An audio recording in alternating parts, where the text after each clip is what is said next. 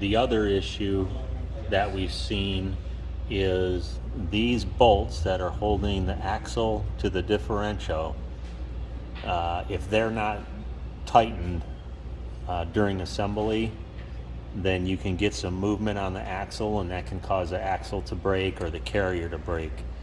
So you want to make sure that these are all tight before you deliver. It's a pretty quick thing to tighten up, but just make sure both sides. This is the right side, also on the left side, and there's 5 bolts on each side. So these are the steps to replace a rear axle on the Rebel Trike.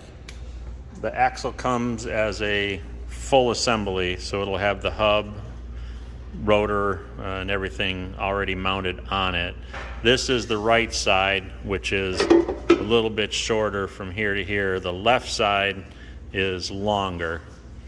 So what you want to do is get the Trike up on a stand to get the back wheels off of the ground a little bit.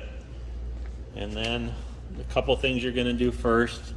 There's 2 bolts holding the brake caliper on, so remove those 2 bolts and then slide the brake caliper off of the rotor, and then remove the bolts holding the fender bracket, these 2 here, and pull the fender bracket off.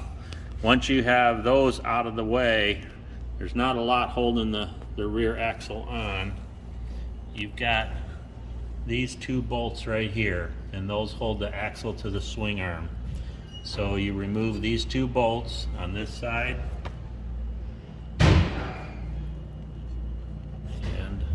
and on this side, that one and that one.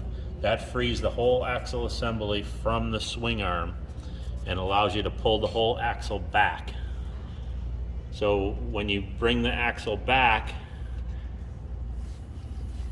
it's going to free up this from here, and that will allow you